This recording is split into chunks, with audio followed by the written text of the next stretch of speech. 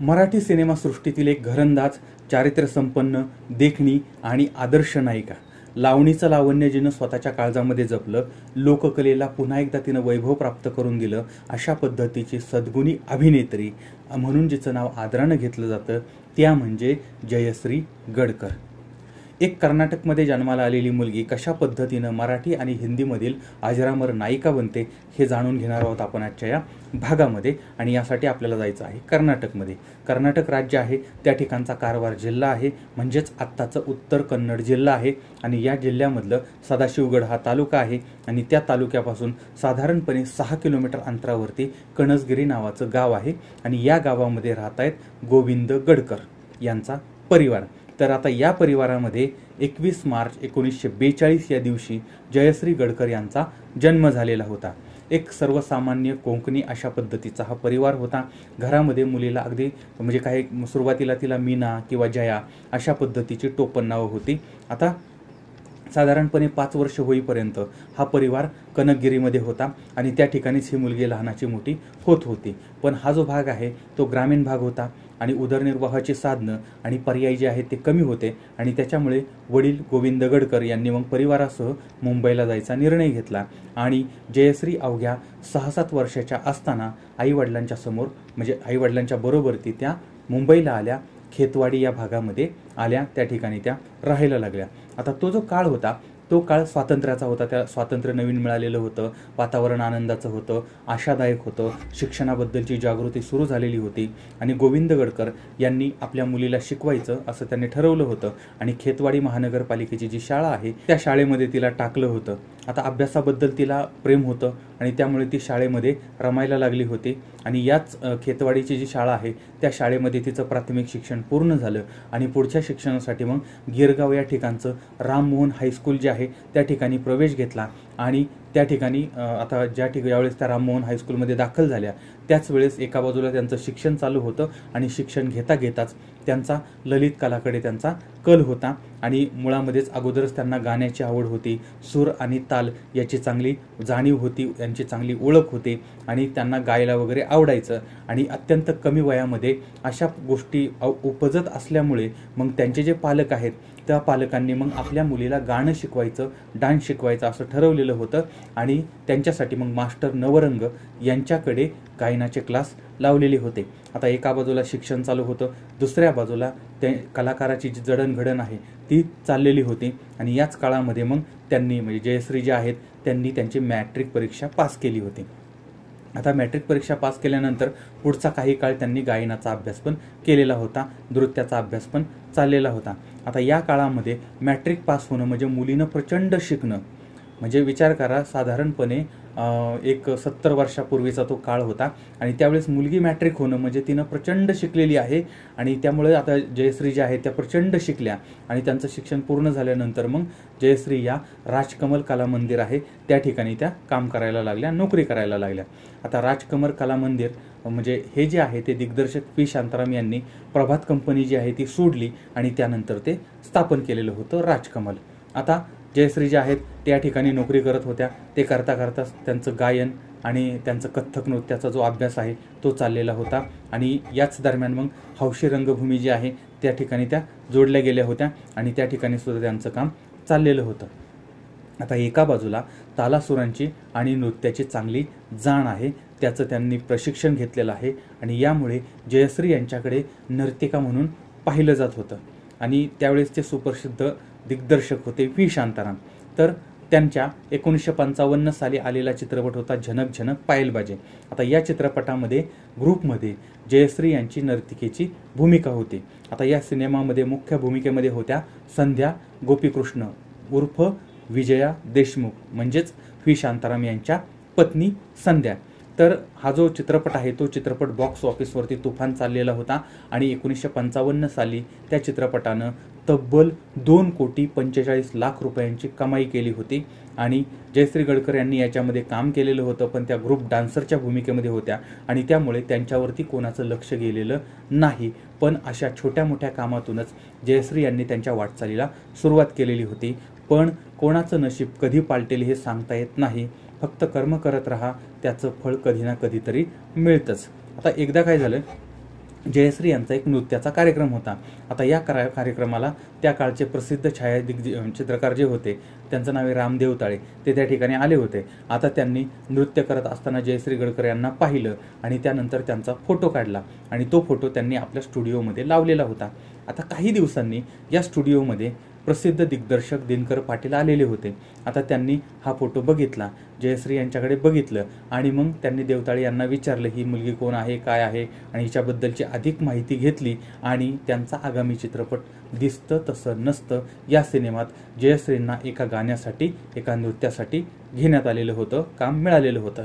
अशा प्रकारे जयश्री गडकर यांचा चित्रपटाचा प्रवास सुरू झालेला होता.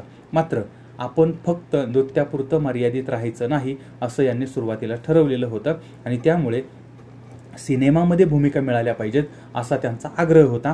त्यासाठी त्यांचे प्रयत्न चाललेले होते आणि पुढे त्यांना जय भवानी चित्रनिर्मित भालजी पेंढारकर यांचं कथानक असलेला आणि राजा परांजपे यांचं दिग्दर्शन असलेला गाठ पडली ठकाठका या सिनेमामध्ये प्रमुख नायिकेची भूमिका मिळाली.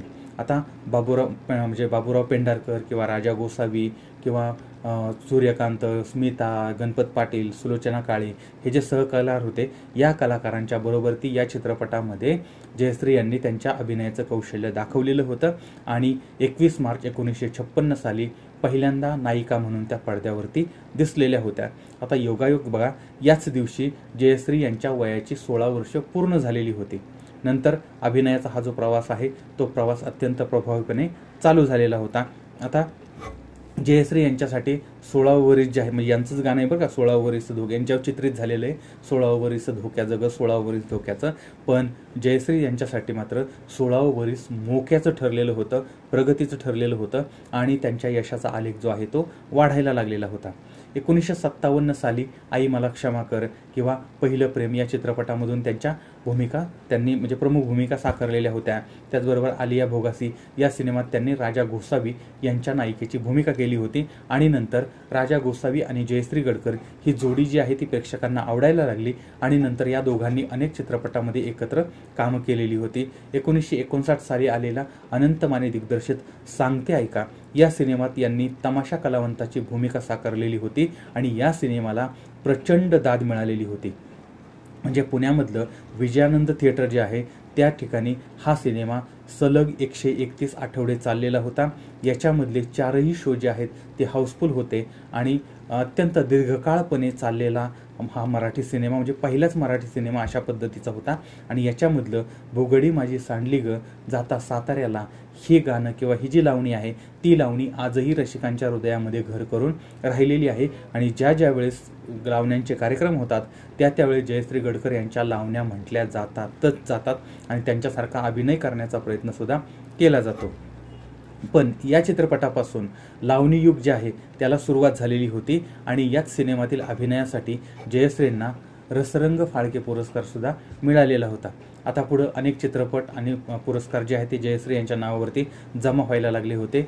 पण त्यांनी केवळ काम म्हणून काम केलेलं नाही तर चांगली कथा आणि आशय बघूनच त्या आपल्या भूमिका निवडत होत्या. आता त्यांनी केलेल्या भूमिका केवळ नृत्यांगना किंवा नायिका अशा नव्हत्या तर शेतकरी, कुंभार, लोहार, 12 बलुतेदार यांचं प्रतिनिधित्व करणाऱ्या त्या भूमिका होत्या. जयश्री गडकर यामुळेच यशाच्या शिखरावरती पोहोचलेल्या होत्या. पण एका बाजूला त्या सिनेमात दिग्दर्शक किंवा निर्माते हे त्यांना भूमिका देण्यासाठी तयार असायचे, पण त्या प्रत्येक रोलमधली आपली भूमिका जेव्हा करायच्या त्यावेळेस त्याचा सखोल अभ्यास करूनच त्या करत असायच्या किंवा एखादा व्यक्तीने आपल्याला भूमिका दिली म्हणून त्या करायच्या असं नाही किंवा पैशासाठी म्हणून करायची असंही नाही. तर ती भूमिका आवडली पाहिजे, त्याच्यामध्ये काहीतरी चॅलेंज असलं पाहिजे, चांगली भूमिका असली पाहिजे आणि ज्यावेळेस त्या भूमिका स्वीकारायच्या त्यावेळेस मात्र 100% देण्याचा प्रयत्न करायच्या. आणि म्हणूनच बघा भालजी पेंढारकरांचं साधी माणसं या चित्रपटासाठी त्यांनी लोहाराचा भाता चालवण्याचं प्रशिक्षण घेतलेलं होतं आणि मगच त्यांनी ती भूमिका केली होती. आणि म्हणूनच ते गाणं बघा, ऐरणीच्या देवा तुला ठिणगी ठिणगी वाहू दे, हे गाणं आजही अजरामर आहे. म्हणजे कालही होतं, आजही आहे आणि भविष्यातही ते तसंच राहील. म्हणजे अशा पद्धतीनं त्यांनी त्या भूमिका समजून उमजून त्या केलेल्या होत्या आणि अभ्यास करून सगळ्या गोष्टी केल्या होत्या आणि त्याच्यामुळे त्यांना म्हणजे कॅमेऱ्याची पण जाण होती, त्यानंतर अभिनयाची जाण होती, दिग्दर्शनाची होती, गायनाची होती, डान्सची होती, म्हणजे अष्टपैलू अशा पद्धतीचं हे व्यक्तिमत्व होतं. लावणीचा खरा स्वाभिमान, अभिमान मिळवून देण्याचं काम यांनी केलं. आता बुगडी माझी सांडली ग जाता साताऱ्याला, किंवा तरुणपणाच्या रस्त्यावरचं पहिलं ठिकाणं नाक्याचं, 16 वरीस धोक्याचं, फड सांभाळ तुऱ्या लाग आला तुझ्या उसाला लागल कोला, पदरावरती जरतारीचा मोर नाच राहावा, आई मला नेसव शालू नवा, किंवा माळ्याच्या मळ्यामध्ये पाटाचं पाणी जातं, किंवा चढाओढीनं चढवत होते बाई मी पतंग उडवित होते, अशा पद्धतीने, किंवा कसं काय पाटील बरं आहे का, काल काय ऐकलं ते खरं आहे का, अशा पद्धतीच्या अनेक लावण्या त्यांनी अजरामर केलेल्या आहेत. एका बाजूला लावणीला लावण्य देण्याचं काम यांनी केलं होतं, आणि जयश्री गडकर ह्या यशाच्या शिखरावरती जात होत्या. त्यांचे अनेक चित्रपट येत होते आणि यशस्वी होत होते, आणि लोक त्यांना स्वीकारत होते, त्यांच्यावरती भरभरून प्रेम करत होते. आणि याच काळात त्यांचं लग्नाचं वय झालेलं होतं. घरच्यांना मुलीच्या लग्नाची काळजी होती, आणि लग्नासाठी काही स्थळं चालून येत होती. आणि याच वेळेस नाट्य निर्माते मोहन वाघ जे आहेत, त्यांचे साडू वासू कोलटकर हे एक स्थळ घेऊन आले होते. मुलाचं नाव होतं बाळ धुरी. मुलगा अतिशय देखणा होता, राजबेंडा होता, आणि एक कलाकार होता. आता दोघांची जोडी जी आहे ती जोडी लक्ष्मीनारायणासारखी वाटत होती, दशरथ आणि कौशल्यसारखी वाटत होती.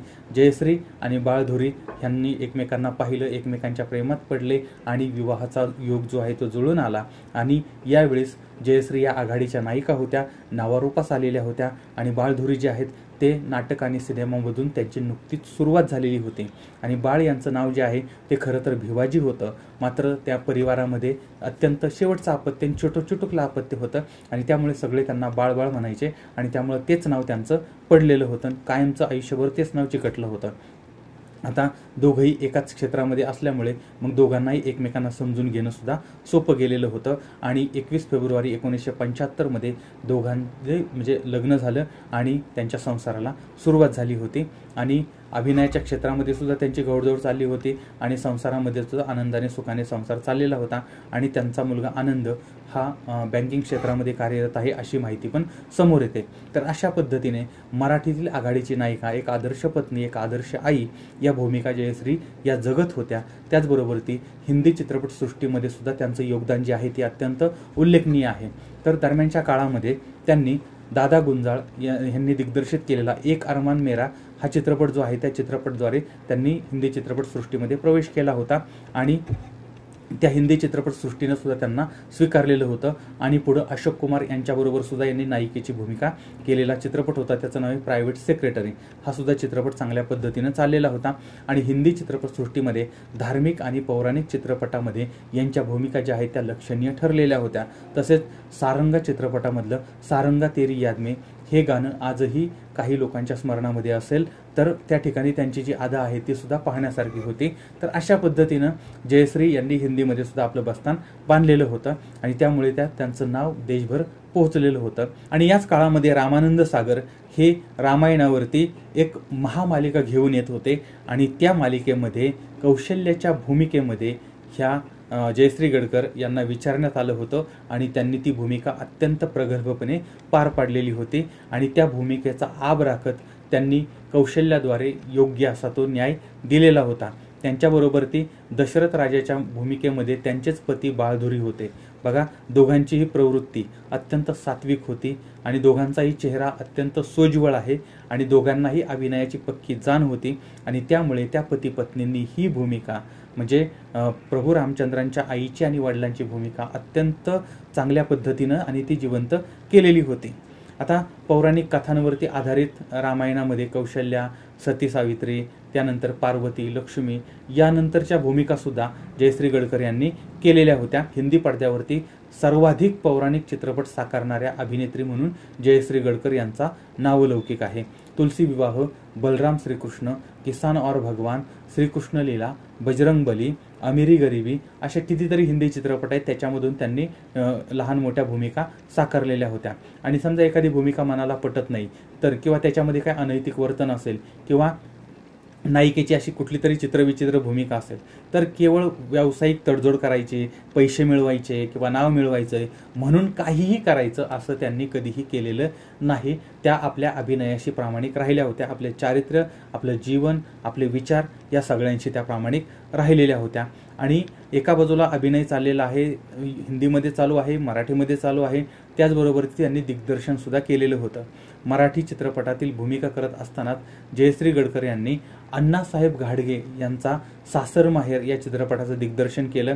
चित्रपट यशस्वी झाला आणि दिग्दर्शिका होण्याचं त्यांचं स्वप्न जे आहे ते साकार झालेलं होतं. त्यानंतर 1996 साली त्या स्वतः निर्मिती क्षेत्रामध्ये उतरल्या. निर्मिती, कथा, दिग्दर्शन आणि अभिनय या सर्व भूमिका त्यांनी सांभाळल्या आणि चित्रपट तयार झाला अशी असावी सासू. आणि हा चित्रपट देखील आशयपूर्ण होता आणि प्रेक्षकांच्या पसंतीला उतरलेला होता. आता त्यांनी जवळजवळ 250पेक्षा जास्त चित्रपटामध्ये भूमिका केलेल्या होत्या. आता याच्यामध्ये सवाल माझा ऐका, साधी माणसं, पवनाकाठचा धोंडी, थांब लक्ष्मी कुंकू लावते, युगे युगे मी वाट पाहीन, घरकुल, घरगंगेच्या काठी, पाटलाची सून, अवघाचे संसार, मोहित्यांची मंजुळा, सांगू कशी मी, किंवा चांदोबा चांदोबा चांदोबा भागलास का, त्यानंतर घरकुल म्हणजे गाठ पडली ठकाठका, आलिया भोगाशी, जिव्हाळा, किंवा शुक्रतारा, सावित्री, मदारी, पोलीस गुप्तहेर, पंचारती, बिंदिया, मानिनी, सुकाले माझ्यादारी, सुभद्रा हरण, मोहित्यांची मंजुळा, मेरे अरमान मेरे सपने, त्यानंतर महासती अनुसया, मल्हारी मार्तंड, आई कुणा म्हणू मी, एक गाव 12 भानगडी, अशा पद्धतीचे एकाहून एक सरस असे चित्रपट यांनी दिलेले आहेत. आता जयश्री गडकर यांच्या कर्तृत्वाची दखल घेऊन त्यांना अनेक पुरस्कारांनी सन्मानित करण्यात आलेलं होतं. 1961 साली प्रदर्शित झालेल्या त्यांच्या मानिनी चित्रपटातल्या भूमिकेसाठी सर्वप्रथम राष्ट्रीय पुरस्कार त्यांना मिळाला होता.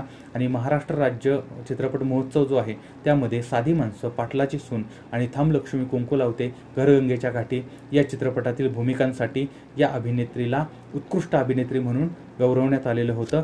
घरकुलसाठी 1971 साली विशेष अभिनेत्रीचा पुरस्कार सुद्धा राज्य शासनानं दिलेला होता.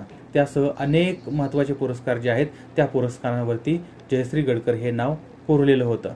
मराठी चित्रपटसृष्टीतील या चौफेर आणि प्रदीर्घ यांचीही कारकीर्द होती आणि याच कारकिर्दीची दखल घेऊन 30 एप्रिल 2003 रोजी महाराष्ट्र शासनानं यांना फी शांताराम पुरस्कारानं सुद्धा सन्मानित केलेलं होतं. आता जयश्री गडकर आणि बाळधुरी यांचा जो जीवनाचा प्रवास आहे तो चालूच होता. त्याचबरोबर त्यांना आध्यात्मिक ओढ सुद्धा होती आणि ईश्वरानं आपल्याला भरपूर काही दिलेलं आहे आणि आपणही त्या ईश्वराला काही केलं, त्याच्यासाठी काही केलं पाहिजे अशी यांची भावना होते. आणि आत्मिक सुखाच्या शोधामध्ये त्यांनी आध्यात्मिक प्रवास सुरू केला होता आणि निरंकारी बाबा हरदेव सिंगजी महाराज जे आहेत त्यांच्याकडून त्यांनी ज्ञान प्राप्त करून घेतलं आणि निरंकारी मिशन जे आहेत त्यांच्या वार्षिक जे काही कार्यक्रम असतात त्या कार्यक्रमात यांनी नित्य सहभाग घ्यायला सुरुवात केली होती. आणि उरलेलं आयुष्य जे आहे ते मानवतेसाठी यांनी देऊ केलेलं होतं आणि प्रचार आणि प्रसारामध्ये सहभाग घेतलेला होता.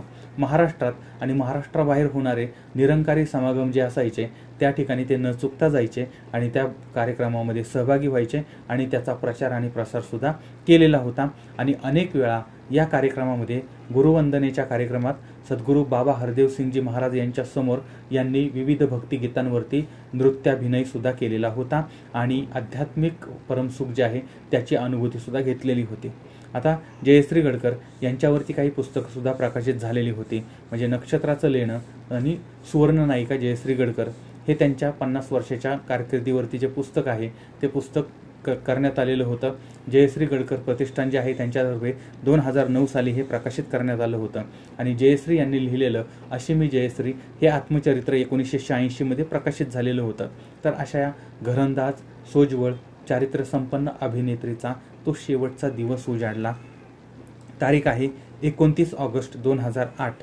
या दिवशी मुंबईमध्ये म्हणजे त्या अगोदर आजारी होत्या आणि या दिवशी त्यांना हृदयविकाराचा झटका आला आणि याच्यामध्ये त्यांचा मृत्यू झाला. आणि ही गुणी अभिनेत्री शेवटच्या प्रवासाला निघाली होती.